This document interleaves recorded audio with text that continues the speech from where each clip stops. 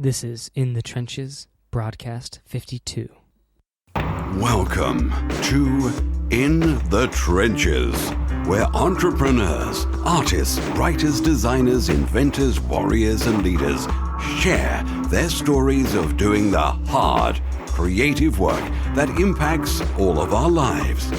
Let the journey inspire you to do something worthwhile, build something bold, and create your life's work. And now, your host, Tom Morkis.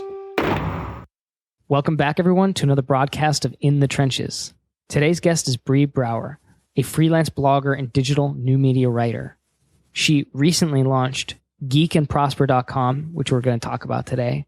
And as well, prior to that, and currently she's a writer for TubeFilter.com, as well as has a website at self-named website, breebrouwer.com. So we'll get into all those, probably focusing primarily on Geek and Prosper because I'm curious about it and why she launched it and what she's doing to essentially build her online business, what she's doing to build a brand online, how she's going about it. And hopefully we'll get to tackle that in depth and learn some good stuff. So Bree, thank you so much for being on the show today. Thank you so much for inviting me. Of course. So tell us a little bit about yourself. I'm a native Arizona girl. It's finally cooling down here, so I'm appreciating that right now. Very much been a writer my whole life. My dad was a news anchor, so I've always had a fascination with media. But the whole business end of things, I wasn't actually interested in until about college. When you kind of hit college, a lot of times more doors are open to you and you start understanding more about the world. That's when I realized there was a lot more to business than, just going to a business and buying something. There's so much more going on behind the doors. So yeah, got into business ideas and kind of studying it a little bit in college. And yeah, I guess that's it. I moved around a little bit. I was in Iowa. I'm now back in Arizona. So yeah. How do you get into being a writer for something like, you're doing right now with TubeFilter? Yeah. Well, what happened was when I graduated, I got a job as an English teacher for an online school, and that didn't pan out after a few years. And so I decided to do freelance writing. And the thing with freelance writing, as with any business, is you kind of have to figure out the topic or the niche you want to focus on, the industry. And I just continually found myself wanting to come back to the topic of online video like YouTube and Netflix and even like Amazon, instant video and everything, because I felt like that was such a huge industry that was going to explode, but I felt like no one else was covering it. So what I did was, because it was very difficult, it's very difficult to get a hold of people in that industry because unfortunately it is growing, but they're not like massive corporations like CBS, for example. So a lot of people in the industry are very busy. So emailing people was difficult. And I decided instead to attend conferences that I knew those people would be at. So I went to 2 different conferences this past year. One was at, actually they were within 2 weeks of each other. The first was in Anaheim called VidCon. And that was where I met my current editor. And I'd actually emailed him a year before that and written one story for their site to kind of, try to get some built up stories behind me about that topic. But I met him at VidCon, and then I told him I was going to this other convention called Rooster Teeth Expo, which is all about new media and online video and gaming and stuff like that. And I went to that 2 weeks later in Austin. And then afterwards, I emailed him and said, "Hey, I'm back from my trips. It was great to meet you. Are you in need of a freelance writer? I'm still very, very interested in online video and new media. And I noticed, for example, that your site, every once in a while, you guys have some spelling errors. I could even be a freelance proofreader for you guys if you wanted." And he wrote back and said, "The problem is we do need a proofreader and we need a writer, but we need a full-time writer." So he asked, "Is it okay? Would you be willing to just write for us full-time?" And I was like, "Oh, well." So it was a really long road to get to where I was now, but that's essentially what happened. And how long have you been writing for them? Not long. I just started in August. Okay. And what's the experience been like in the context? I'm always kind of curious for different, what it's like for people doing kind of, stuff like that in that space. Yes. I find it a little bit demanding, but I think that's also good. It forces me to stay on my toes because I try to get like 5 stories out a day for them.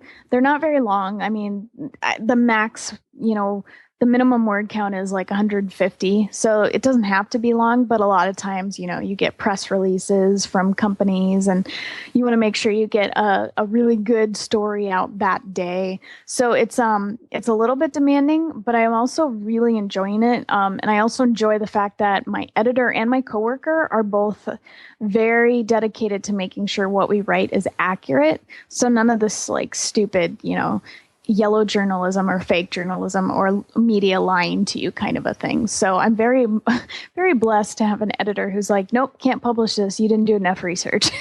So that's always good. Nice. And so tell me a little bit about why Geek and Prosper. Why Geek and Prosper? Well, that's a very good question.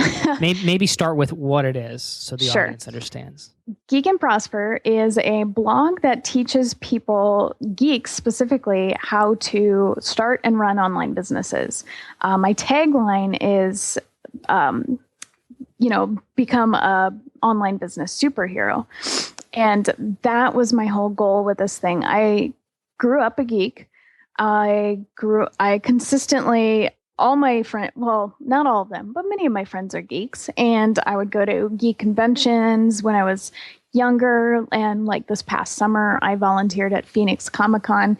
And I just continually ran across people who wanted to do something with online business related to their passions, but didn't know where to start. They just kind of like shrugged and were like, it'd be cool, but I don't know what to do about it. And then I would also talk to geeks who did know what they wanted to do and had started looking into it, but every single site that they found about online business, they thought was like the most boring, non-helpful thing ever and completely unapplicable to going after their passions. So they would find things like, oh, how to start an online like real estate business or whatever. And they're like, I don't want to do real estate. I'd rather do like freelance writing or whatever. And none of them, I felt bad for all of them because I had been lucky enough to do freelance writing myself for 2.5 years. And I found success with that. And then I was lucky enough to, through my passions, get this job with TubeFilter, which I consider, the next step in my kind of entrepreneurism or whatever you want to call it. And so I felt bad that other people were not able to do the same thing. And I decided someone had to remedy that. So I created Geek and Prosper so that geeks would feel like there was a place for them to go to learn online business in a way that was clear and genuine, but was also fun and very much appealed to everything they love. And now this platform is pretty new. So tell me a little bit about the startup process and maybe some of the struggles or pain points you've had getting it started and building an audience around it. Well, it was definitely a learning experience. Let's say that. I would say there were 2 major issues with my launch, getting this thing started. It did take me a few years to figure out that I wanted to start this thing. And I originally started it as a kind of a personal blog detailing my journeys as a geek. But with any business, that doesn't help people, and businesses need to help people or solve a problem to be useful and profitable. So once I decided to change that, I was like, oh, well, I'll do this like Geek and Prosper thing. Well, the biggest issue that I ran across was that I was super excited about my idea, but for some reason I could not get myself to organize anything. So I kind of just wasted several months. Like I got a coming soon page up in like February of 2014, and I didn't launch until October. So I kind of wasted time. And then once I realized I was wasting time, like in August and September, like I really got into it and just made a launch plan and got things done. So the launch could have gone better. I could have had more awareness and more subscribers, for example, but that was my fault. So that was one lesson learned. The other lesson learned was this is something I know a lot of people don't want to deal with, but you really have to pay attention to is legal matters. Because my initial idea stemmed from, why don't I just use the Star Trek, quote, or base it off the Star Trek quote. So I originally started my business as Live, Geek, and Prosper. But the more I looked into it, the more I was like, oh, you know what? CBS owns the rights to Star Trek, and they could technically sue me for this. So I was like, all right, no, I'm changing this entirely. I realized that Geek and Prosper wasn't matching anything, and it implies, a connection to the geeky world, but it's not a direct quote or anything like that. So I had to, about a month before my launch, completely change my branding, like my logos. I had to buy a brand new domain name. I had to move everything over that I'd already built. I had to ask my designer to, like I said, recreate the logo and fix my social media headers and stuff like that. So it was a pain in the butt. Yeah. So how has the growth been then since you started? Have you gotten any traction yet, or is it still kind of slogging it out? And tell us a little bit about that. It's a little bit of slogging it out, but it's also because I'm only posting about 2 times a month. And then the rest of the time I'm using to try to get guest posts placed. And I currently have like 3 guest posts in the works for other sites, but like you may be aware of, you can't control when those other sites publish things. So when those other sites publish my guest post, then I'm going to see if that actually pays off. Supposedly, guest posting is phenomenal for building your traffic and gaining traction, right? But I need to see, once they're actually published, which sites that I guest post on generate better traffic for my site in particular. So right now it's slow, but I'm hoping that as I post more to my site and promote it, as well as guest post, it slowly gets going. And then what are your plans then in the context of this? Is this something that will eventually replace your day job, are you hoping? And tell us a little bit about that.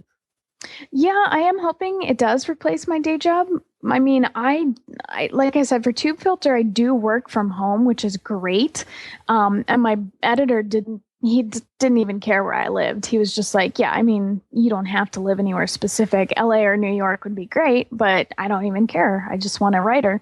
And my husband and I would love to live in Colorado at some point. So as long as I could build up Geek and Prosper to replace TubeFilter, at the point where TubeFilter could also, didn't really need me and could maybe replace me, that's kind of my goal with it, because I'd love to just sit there and wake up every day, still working from home, but planning out blog posts and video blogs for Geek and Prosper.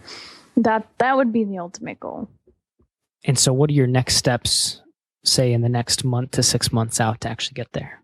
Yes. First of all, I actually created a marketing plan. I learned from the fact that launching without a launch plan, or nearly without a launch plan, doesn't work very well. So I set up a marketing plan actually this past weekend. And my goal is to get stick with that, posting every 2 weeks, and then marketing and specifically contacting bloggers who I think might want to either interview me or who are accepting guest posts. So I'm going to do a lot more of a guest posting campaign pushes, as well as interview requests. And beyond that, to be honest, the most that I've thought of is just making sure that I stay in contact with my current subscribers and give them more of what they might want. So every once in a while, I'm going to try to make sure I email them and say, hey, look, there's this cool resource you might like, while you're waiting for my next blog post. I think it's really fun and it references Star Wars. So, you might like it. Check it out. So currently, those are my, 2 or 3 simple goals. But I think when you're starting a business, that's all you really should focus on. Yeah. So I suppose when it comes to that, then how do you measure success? Me personally? Yeah. I measure success I guess it depends on the medium or whatever I'm doing, right? For guest posting, how about just for your business in particular? In particular? Mm-hmm. I would say a success for me would be if within a year from now, I can launch my first product and sell at least 1 copy of it. That would be my goal for success, as well as being able to help my subscribers in any way. I only have about 100 subscribers right now, but I've already heard from 2 of them on a fairly consistent basis. And this is because in my email campaign, when subscribers join my email list, I asked them in the very last email, thanks for joining. Hope you enjoyed your free videos I made for you. Now, why did you sign up? What are you struggling with? Just tell me and I will help you out. And I won't tell anyone ever. And I think I threw in something there I won't ever tell anyone, even if Sauron tortures me like he did Gollum or whatever. So Mm-hmm. And then I heard back from 2 people, and that doesn't seem like a lot, but when you consider the fact that I only have 100 subscribers, that's still a fairly decent response rate, because a lot of bloggers out there who don't even, intend to create a business out of their blog, mm-hmm. don't even hear from people half the time who read them. So the fact that I heard back from even 1 person, I was super excited. So if I keep hearing back from more people and I can help them out, that gives me the energy to keep going. So that'll be exciting. Yeah, no, it's a hard slog. I mean, it's hard fought. That's for sure. There's nothing easy about doing it. And I don't know if anybody recognizes just how difficult it is in a lot of ways, unless you're in it. Yes. But tell me a little bit about, and I had a question. How many hours do you spend on this every week? And on average, I suppose. Yeah, I would say, let's see here, 10, I would say about, it depends on the week, but I'd say about 18 to 20 hours a week on top of my job. So normally I work those 8 hours and then I take an hour break between TubeFilter and Geek and Prosper to try to clear my head and get a workout in there. And then I usually spend 2 to 3 hours a night on Geek and Prosper stuff. Like I said, it depends on the week. Sometimes I want to go out with friends, or sometimes my husband and I have a weekly date night where we just sit and watch, TV or whatever together. But for the most part, 18 to 20 hours a week. Nice. Good. I mean, I like seeing that, because it's a quite, it's a commitment, that's a lot of work that goes into it, a lot of time. And so I think it takes at least that amount to start making progress anyway. So I think that's a good snapshot and a good perspective, insight that I think any listener can recognize, that it takes a lot of time. And it's not just putting in the hours. Obviously it's one of those almost cliched slogans or something like that. It's what you put into those hours, but it's what you're doing with those hours. But the reality is there's still a certain amount of time you have to put into things to build and to grow. Yeah, for sure. And like you said, a lot of people don't understand that unless you are doing it, because sometimes when there's a goal I really wanted to reach and my friends call me up and they're like, we want to go out sometime this week. Can you go tomorrow? And I'm like, it's kind of last minute to let me know that, because I have to work on this blog thing. And they're like, yeah, but it's a blog. And I'm like, no, I don't think you get it. It may be just a blog to you, but to me, this is the kind of thing that I might be able to make my entire living off of it within a few years' time. So then when you say that, they're like, oh, you're actually serious about this. You're like, yes, I am. Yeah, that's awesome. Well, Bree, we're hitting the top of the time right here. So before we roll, I just want to say thank you so much for being on the show. First and foremost, it's a good insight, I think, into the creative journey, into someone just starting on their venture. And then second, hand it over to you and say, where can people reach out to support you and check out what you're doing and support you? Sure, yeah. I would say head over to geekandprosper.com. My email and everything is on there, but to make it easier for you, it is Bree, Bree, at geekandprosper.com.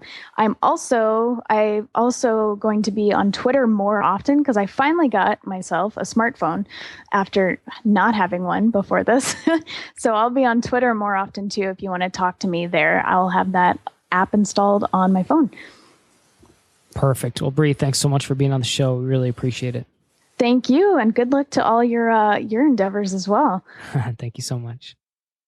And that wraps up another broadcast of In the Trenches. If you're interested in checking out the show notes, just head over to tommorkes.com/podcast to see our latest episodes. Also, I just wanted to give a quick update to fans and listeners of In the Trenches, and specifically what I'm working on right now. For the past 2 years, I've been publishing books, my own and others, through Insurgent Publishing, my boutique publishing company. In the past 6 months alone, I've helped 4 individual authors launch their books to bestseller on Amazon, including Dan Norris's The 7-Day Startup and David Nihil's Do You Talk Funny, among others. And both of those books are still top of the charts months after launch. I've learned 2 important things from all this. Number 1, that people still read books. And believe it or not, they're willing to pay for the good ones. And number 2, the $60 billion book industry is only getting bigger and the barrier to entry is only getting lower, which means access to this market has never been closer to the average writer, blogger, or author. It is literally within the grasp of anyone who wants it. But you need to know how to approach it the right way, with patience, with a strategy, and with the right implementation and execution. That's why I've been able to launch so many bestsellers, many that are still top of the charts, because we brought great books to the people who wanted and would pay for them. No slimy sales tactics, just honest, powerful marketing. Now, I want to show other authors and publishers how to do the same. 4 months ago, I launched the pre-beta to a new super secret platform called Publishers Empire. In that time, I've helped a dozen authors and publishers start to bring their ideas to life. And with their help and feedback, we've quickly developed what is, in my opinion, the best, most comprehensive publishing training platform in the world. And now I'm getting ready to open the doors up to a few more students. So if you're interested in being part of a tight-knit family of publishers who help and support one another through their writing and publishing projects, if you want access to over 100 HT training videos to take you through the writing and publishing process, if you want access to proven copy and paste book marketing and sales copy, stuff that we've used to launch bestsellers, and if you'd like professional book covers and templates you could plug your own work into and look like a pro in minutes, and if you'd like all of that while getting the chance to be mentored by me, check out publishersempire.com and sign up to be notified when we launch. That's www.publishersempire.com. I hope to see you there. As always, this is Tom Morkes. If you're listening to this, you are the resistance. Thank you for listening to In the Trenches. Your creative work doesn't stop here. Join the resistance, the small but growing army of entrepreneurs and artists putting a dent in the world at www.tommorkes.com. Never fight alone. Join the resistance.